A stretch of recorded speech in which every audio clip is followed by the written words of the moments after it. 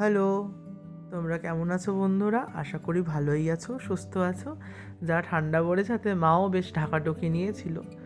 আমার একটি অঙ্গরাগের কাজ ছিল, সেই অঙ্গরাগের কাজের ভিডিওই আজকে তোমাদের সাথে শেয়ার করব। তো যতই ঠান্ডা থাকুক, কিন্তু আমার যেহেতু কাজ ছিল তাই মায়ের চাদরটা সরিয়ে নিতে হয়েছিল। আমি নিজেও চাদরটা সরিয়েছিলাম, যার দরুন আমি আর মা দুজনেই কাঁপছিলাম। তো এই মা হচ্ছে পৌষকালী, মানে পৌষ মাসের অমাবস্যাতেই মায়ের বাৎসরিক পূজা, সেই কারণেই অঙ্গরাগ করতে চলে গেছিলাম। এবারে পুজোটা যদিও অনেকটা আগে চলে এসছে, তাও শীত কিন্তু বিশেষ কিছু কম ছিল না। তো প্রথমেই তোমাদের দর্শন করিলাম মাকে। এই মায়ের আগের বছরেও অঙ্গরাগ আমিই করেছিলাম, এবছরেও তারা আমাকেই ডেকেছে। খুবই ভালো লাগে। এবার অনেকেই প্রশ্ন করবে যে মাস্ক পরে কেন অঙ্গরাগ করছি, এরকম শিল্পী তো কোথাও মানে ভূভারতে কেউ কাউকে দেখেনি। তো আসলে আমার এই মায়ের অঙ্গরাগে যে রঙটা ইউজ করা ছিল সেটা অয়েল ছিল। এবার অয়েল কালারের স্মেল আমার একেবারে সহ্য হয় না। আমার এবছর খুবই শরীর খারাপ ছিল, কিন্তু যেহেতু মায়ের কাজ, তারা আমাকে ডেকেছে, কিছুটা শরীরের অসুবিধা করে হলেও মাস্ক নিয়ে যতটা প্রোটেক্ট করা যায় ততটা প্রোটেক্ট করেই আমি মায়ের অঙ্গরাগ করছিলাম। দেখো আস্তে আস্তে অনেকটাই করে নিয়েছি। এবার মূল অংশ মায়ের চক্ষুদান করছি। তোমরা দেখতে পাবে হয়তো মায়ের পাশে কিছুটা মাটি দেওয়া আছে। আসলে মায়ের মূর্তিটি অনেকটাই বড়, দেখো আমার হাইটেই কিছুটা।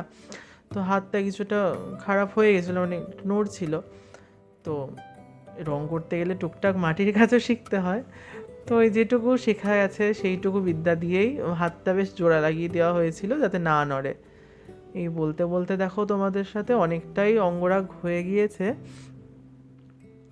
ভিডিওটা হয়তো একটু স্পিডে দেখানো হচ্ছে, আসলে অনেকক্ষণ সময় লাগে তো, আর ধরারও কেউ ছিল না, তাই একদিক দিকে এই ভিডিওটা করা হয়েছে। স্ট্যান্ডও ছিল না, আমি একটা জায়গা আটকেই করেছিলাম। আসলে শরীরটা এত অসুস্থ ছিল যে কিভাবে কি করব তখন আর ভেবে পাচ্ছিলাম না। মূর্তিটিও যথেষ্ট বড়, সময়ও হাতে কম ছিল, আর আমাকে শেষও তাড়াতাড়ি করতে হতো। তো সব মিলিয়ে যতটা সম্ভব সুন্দর করার চেষ্টা করেছি। তোমরা জানিও কেমন লাগবে। অনেকের মনেই প্রশ্ন জাগবে যে আমি বারবার পৌষকালী বলছি, কিন্তু এই মাকে আদতে দেখতে তারার মতো। আসলে এটি দক্ষিণাকালী মূর্তি। দেখো তোমরা, দক্ষিণ পা আগে রাখা। আসলে যাদের বাড়ির বিগ্রহ তাদের বরাবর এভাবেই পুজো করে আসছে, তো সেভাবে সেখানে আমার কিছু বলার থাকে না।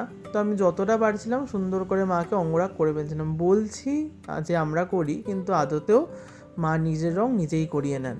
দেখো আমার কথা বলতে বলতে হয়েই গেছে। তোমরা জানিও কেমন লাগলো। আসলে ডিটেলসিংয়ের ভিডিওটা আমার আর করা হয়নি, শরীর খুব দুর্বল ছিল এবং ক্যামেরা ধরার মতো কেউ ছিল না, স্ট্যান্ডও ছিল না। তো তোমরা দেখে নাও। শ্যামা কি করি বলো না, সংসার কারাগারে মুক্তি মেলে না। ও শ্যামা কি করি বলো না, সংসার কারাগারে মুক্তি মেলে না।